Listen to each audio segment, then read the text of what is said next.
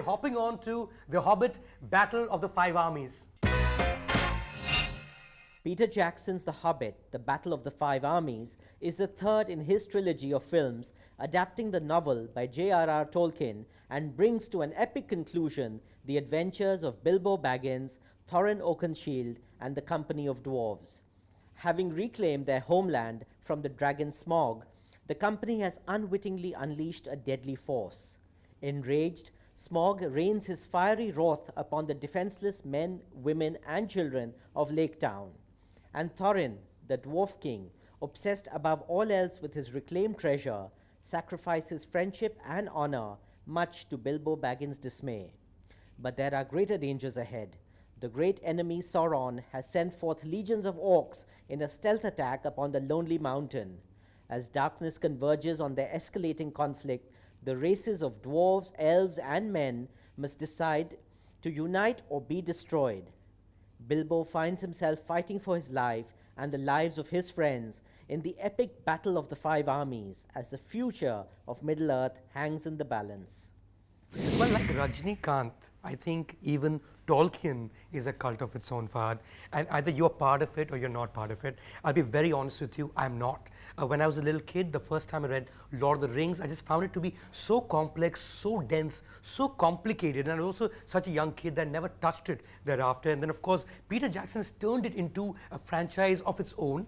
So there are these film fans who are fanboys, no different from the ones you find for a Batman or a Superman. So clearly when I was... Or a Salman. Or a Salman or a Rajnikant, of course, coming back to where we started. But at the end of the day, what's most important for someone like me is, not to feel too intimidated by the number of characters involved, not to feel like I'm entering the zone far too late, and I did not. A few minutes into the film, I felt like I was any other viewer who's enjoying the film for the film's sake, which is not true for Lord of the Rings trilogy for me, Fahad. I saw the third part, the first time, and I was like, whoa, what's going on here? There's another world altogether. And I think the biggest plus point for this film is that it did not leave me feeling cold, even though I was so new to the whole franchise. Well, I'm really amazed to hear you say that, because I did grow up reading Tolkien, of course, and have been as much of a fanboy as I can possibly be under the circumstances. Obviously, The Hobbit, as opposed to The Lord of the Rings, is the prequel to The Lord of the Rings. Of course, Peter Jackson has made this thereafter. The thing is, The Hobbit itself is actually just a novel unto itself. And for him to extend this into 3 films, 9 hours of footage, essentially, of cinema, it's an epic film for not such an epic book. The real epic is the Lord of the Rings. What follows, yes. What follows. So this is really, I think, a case of having stretched this for various reasons. Obviously, financial considerations, the kind of CGI. This man is an author. He's arrived at a level of filmmaking and sophistication where his complete mastery of the craft over location, of creating period and ambience is incredible. All of that said, it unfortunately left me cold, because this is just a film that spends 2.5 hours, and at 2.5 hours it's the shortest of the 3 films. So it goes to show that it's still epic in his mind, but frankly, what is it doing? It's just wrapping up not a very exciting tale.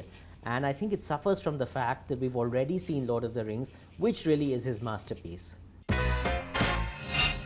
Well, I made that very clear right at the beginning of the review that I'm not part of the cult. So clearly the reason why I entered a film like The Hobbit, or this particular part anyway, was to see the sheer visual splendor that Peter Jackson is known for. And I think there is no point in the film that disappoints you right from the beginning of the movie. I think the entire dragon sequence where Lake Town is, pretty much, destroyed, under fire, spewing dragon Smaug, as it's called, and right down to the last bit of the film, which I thought was my favorite bit, which is the whole battle sequence over ice. And the way it's done, and while it's supposed to be half animation, half live action, etc., and all those things that go behind the film, at no point are you thinking of the technology that's been used. You're actually drawn into what's going on the screen, and I think that for me was what made The Hobbit so special? Well, you know, I think I would disagree with you on that front because unfortunately, some of that CGI became so overwhelming at points that it was a complete and utter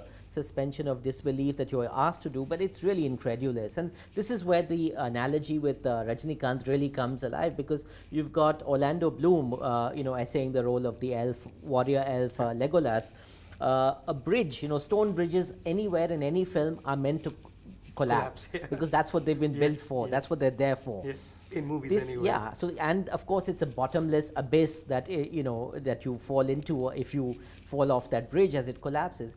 Here, the bridge is collapsing, and he's just sort of jumping from rock to rock while it's falling, and to safety. And Which I found fascinating, by the way. Yeah, but this is where I'm finding. But so sometimes you're saying, "Good God, give me a break," and so it's just that it's just too much of a good thing, and it piles on and piles on. And in 2.5 hours, I was very grateful that finally Peter Jackson can lay his demons to rest. Well, too much of a good thing, says Fahad. Good enough for me, says me.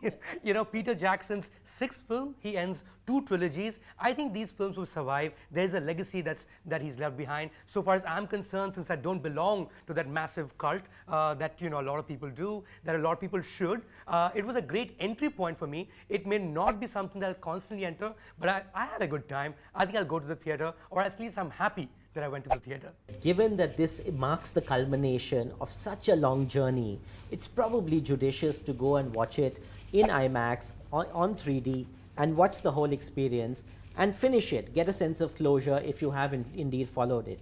My big recommendation to you, of course, would be to rent the DVDs or the Blu-ray of the entire Lord of the Rings series and do a marathon, wicked, session on that, and have the time of your life. Well, that's it for Friday Double Bill. Tell us what you thought of the movies. Tell us what you think of the show.